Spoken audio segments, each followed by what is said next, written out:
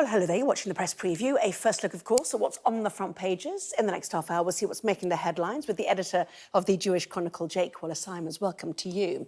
So to the front pages then, let's start with the Daily Mail, which previews, it says, the King's Christmas message, or the first one since the coronation earlier this year. They say the monarch is set to put sustainability at the heart of his annual address. Front page of the Sunday Times, the chair of NHS England, Richard Meddings, warns the health service can't continue to function safely amid the latest round of strike action. Daily Express leads on another festive message, this time from the Chancellor, with Jeremy Hunt claiming Britain has finally turned an economic corner. The Sunday Telegraph carries the new Foreign Secretary, Lord Cameron's stance on Iran. They say the former Prime Minister will take a tough line over Tehran's meddling on British soil. Meanwhile, The Sun features the romantic tribulations of former Liverpool footballer Jermaine Pennant. Mrs Brown's Boys star Brendan O'Carroll claims his show has benefits for children with autism. That's in tomorrow's Star. And the Sunday People claims the Duchess of York is top of the wish list for the producers of Celebrity Big Brother. Well, a reminder, by scanning the QR code you'll see on screen during the programme, you can check out the front pages of tomorrow's newspapers while you watch us. So let's go to Jake then. And you were reflecting, given it's Christmas Eve, that the non-tabloid offering this Sunday is pretty heavyweight, isn't it? Let's be honest about it. Absolutely. It's really interesting. The Sunday Times and the Sunday Telegraph both have big splashes. Sunday Times focusing on the NHS chairman's comments that he fears for patient safety given the strikes. And then the Sunday Telegraph with a big interview with David Cameron, the new Foreign Secretary, newish. Can we still call him new? I think we can. Still new. Raising the profile of fears about Iran and its threat to the world. So two really meaty stories there. Yeah. The King, we will come to, obviously, everyone waiting to see what his Christmas message will be. But to the first of those stories then, the NHS chairman, real fears now in NHS England about the doctor strikes. 6 days to come, starting in that first week of January, from January the 3rd. You know, the biggest one yet. And he basically is saying, let's sort it out, isn't he? Exactly. So this is the head of NHS England, Richard Meddings, who says that the doctor strikes are making him fear for the safety of patients. This is a really big statement because so far, throughout all of the doctors' strikes and the nurses' strikes, the striking medics have been keen to communicate that they're not endangering patients' lives, that somehow they're going to be able to withdraw their labour and the patients will still be OK. I mean, that doesn't really make sense, because if that's the case, why you need it in the first place. I mean, there's a sort of paradox there. And now, but this is the first time, I think, that, or the first significant time, that such a senior figure has come out and said that he worries about patient safety given the ongoing strikes. And I think that that reflects how a lot of people up and down the country are feeling, particularly the many, many millions of people on the waiting list for the NHS. There are almost 8 million people waiting for operations. They keep being delayed. These are not people in good health. These are people who are suffering, who are often in pain. There's a lot of anxiety associated with that, of course, not just for themselves, but their family members as well. And they just can't get their operations because these doctors and others keep going on strike. It's quite hard to see how doctors can believe that they're upholding the Hippocratic oath to care for patients, come whatever. And also go on strike, particularly at the busiest time of the year right now. And whenever Rishi Sunak does his town halls, he often references this with, you probably know somebody on a waiting list, because the numbers are so high. So many people might be confused, and one wonders what the pressure is now coming from NHS England and other bodies, of why go into an election year with a strike with doctors and waiting lists being part of your target? Well, as you say, I mean, cutting the NHS waiting list was one of his 5 pledges. And those 5 pledges are not going very well for him. When he announced these 5 promises to the British people, a lot of people wondered how wise that was, because it does cause people to have a very clear way of holding him to account when election time comes around. And now that's what we're doing. The NHS waiting lists are higher than ever, almost 8 million people, so he seems to have done pretty badly in that one. Stopping the small boats, well, that's in crisis. He might get the Rwanda planes going off the ground. He might not. The economy is flatlining. He promised growth, and there were two others as well. And he's what were they? They were halving inflation. Yeah. That he's managed to do. That's the only tick. But then there are questions about whether that was he was responsible for that or somebody else. And what was the other one? Is that 4 or 5? I can't remember. Anyway, we'll come back to that. But when it occurs to me. But either way, he's not doing very well overall with these pledges. And the NHS waiting list in particular is a source of great pain, and it's right on the front page of the Sunday Times. Maybe we can't remember because they don't refer to them if they're not going well. Anyway, there we are. Let's go to the Sunday Telegraph then. Lord Cameron, the Sunday Telegraph suggesting this is the first newspaper interview since returning to government.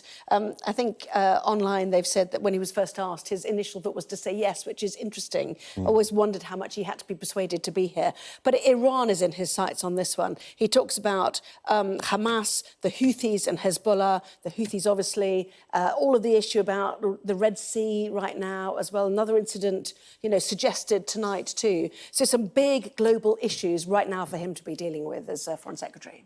That's right, and the Iranian threat is a really major one. And I think a lot of people aren't aware of just how extensive it is. The Iranian regime is the world's foremost sponsor of terror throughout the region, throughout the Middle East. They're one of the main funders of Hamas, who've been in the news so much recently in such gory detail. They also are the sponsors of the Houthis, who've been causing havoc in the Red Sea, shooting at ships so they can't come through, which inevitably will have a big knock-on effect on the global economy if we can't sort it out. And we're sending ships into action to do that alongside our international partners. Iran is also rolling out terror operations in Britain, on our shores here. In the Sunday Telegraph, in their story, it says that there have been more than 15 credible threats or plots by the Iranian regime to kill British or UK-based individuals. And that's just recently. They drove an Iranian dissident TV channel out of Britain because we couldn't protect them. And recently, of course, Iranian spies had offered a people smuggler £150,000 to assassinate 2 news presenters at that network. So a really virulent threat to our way of life here in Britain and causing instability around the Middle East. Now, the Foreign Secretary is suggesting that Britain will roll out further, tougher sanctions. We've got some very tough sanctions on Iran so far, to roll out more of those. But there are really 2 ways in which Britain and the international community needs to get tougher on Iran. The first is, for Britain, we need to start thinking about banning the IRGC, Iran's overseas spy network, from Britain and blacklisting it as a terror organisation, which so far the government has failed to do, even after these assassination threats. And the other is to respond because it's so interwoven with the Iranian government. Is that why, presumably? No, I think that basically there are concerns that it would hamper our diplomatic connections and our diplomatic push against Iran with our European partners and overseas. So it's a sort of way up between our diplomacy and our homeland security, and I think that's the more important consideration. But the other, sorry. Yeah, but I was going to move on, if you don't mind. Sure. Two other things he talks about, aside from the Middle East, which is extensive in this interview, is one, that Britain, he suggests, would put another £2 billion next year towards military support for Ukraine, and also on China, which he's been much criticised for. Things have changed since he declared a golden era of relations with Beijing. We face a more aggressive, assertive China. So trying to counter some of those reflections. Do you mind if we move on? Of course. Because we've got that much long time left. Sunday Telegraph again now. The PM feared migrant curbs would hit tax cuts. Now, weaving 2 of his big issues together. So explain this one if you can. Well, this is a fascinating story. So the Office of Budget Responsibility, whenever there's a new policy that's introduced by government, does a cost analysis of it and then gives the government restrictions on the amount of money it can raise and spend because of the consequence of that policy. And so here, the Prime Minister wanted to curb migration, but that would have an economic hit on Britain, which would reduce his ability on public spending. And so he therefore pulled back from curbing migration, which just points to the real difficulty of controlling migration. The reason why it's sky high is because the Tory governments, successive Tory governments, have built our economy to rely upon it. And if you then take away that drug, if you like, of cheap migrant workers, you've got to restructure our economy to invest in training people, paying people more money to get into work, to do those jobs that nobody wants to do. Often with lag, obviously. With lag. And so it's a very difficult structural problem to solve, and the Prime Minister shied away from it on that occasion. And electorally, just a quick word on the Sunday Times as well. The leader of Reform UK, Richard Tice, has offered written assurances to key party figures that they will fight the Conservatives right up to polling day, suggesting that they wouldn't pull a candidate in a close Tory seat, therefore potentially splitting the vote, which would be fascinating. That's right. So back in 2019, of course, it was called the Brexit Party, and it was led by that famous social media celebrity or TV celebrity Nigel Farage. And he actually did take his foot off the Tories' neck because they were opposing Jeremy Corbyn. He didn't want Jeremy Corbyn to get in. And so he stood down 317 candidates to enable Boris to win. And Richard Tice is saying that reform won't do the same this time. It's death for the Tories, so far as he's concerned. Well, fascinating. OK, lots more still to come, including this on the front page of the Daily Express, the headline, "Don't let the Scrooges drag you down." And we'll look ahead to the King's speech too on Christmas Day, the Christmas message. Back in a moment.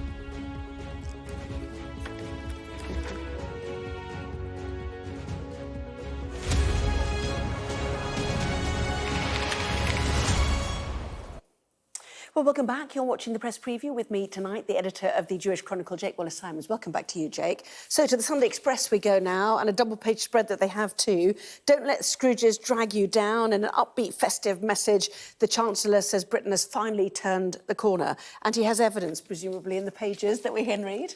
He does. In this interview with the Sunday Express, Jeremy Hunt, the Chancellor, bringing us reasons to be cheerful, because I think a lot of people don't feel that there are many, and so he's trying to gee us all up for Christmas.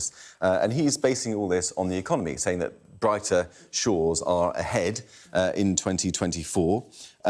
He's saying that experts predict that Britain will avoid a recession. There have been some talk about that, where some fears of us tipping into a recession. He says that we're going to avoid it. He points out that average pay increase was 7.3% in October, and inflation, of course, was 3.9%, which was halved. Again, the one target that the Prime Minister has managed to hit.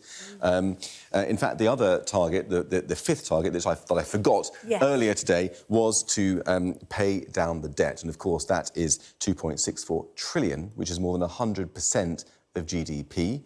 And the one missing factor here in this article points out is economic growth. Without economic growth, it's difficult to see how we can have that bright future in 2024. The economy is flatlining, one of the four of the five pledges that the Prime Minister has failed to hit. Yes, and one wonders how much the right-wing papers will start pushing on that. Yesterday we had Sir James Dyson being quoted as suggesting, you've got to start focusing on growth, not inflation. Double-page spread on that as well in the Express, reasons to be cheerful. They also point out here, they talk about inflation and wages, as you suggested, but an estimated 22 million shoppers are expected to splash out £3.68 billion in the Boxing Day sales. Absolutely enormous quantity. That's right. I mean, and there is an effect of these sorts of interviews that Jeremy Hunt is doing. It's all very well for us to say, oh, yes, but doom and gloom. But this sort of boosterism does increase confidence for people to go out and spend their money. And on Boxing Day, apparently, 20 million shoppers are going to blow a bumper 3.68 billion, which is only going to be good for the economy. So that's a good consequence of having a positive outlook, I think. And above that, top right there, Christmas messages tell of hope and compassion. Whose Christmas messages are these? Well, these are the Christmas messages of Rishi Sunak, the Prime Minister, and Keir Starmer, who's pictured there, the leader of the opposition. They're both, obviously, upbeat, encouraging, joyful Christmas messages. But the thing that unites them is that they both have some very explicit Christian imagery and a Christian message as well, which is interesting. Rishi Sunak, who, of course, is a Hindu rather than a Christian, talks saying that he wants to reflect on the Christian values at the heart of this celebration of Christ's birth. And Keir Starmer talking about how the birth of Jesus Christ reminds us that in times of darkness, peace and love are always worth advocating for. So a really heavily Christian message from both leaders, which you don't often see from Labour, and you often see it from the Tories, but it's interesting that it's a Hindu Prime Minister delivering it this year. And meantime, front page of the Mail on Sunday, and in fact, the Sunday Times, it is the King. I don't forget the Sunday Times with the picture as well. Anyway, they say, eco-activist King's green Christmas Day message, and they're pointing to, for the first time, the speech is being given in front of a Christmas tree, a living Christmas tree, potted with its roots intact, rather than one which has been cut down, and it'll be replanted. So is that an indicator that the eco-activist King is back? One wonders. Well, I suppose the Mail on Sunday had been briefed that he's going to talk about the environment, so it's not any great surprise. It's been his lifelong passion, hasn't it, green issues and the environment.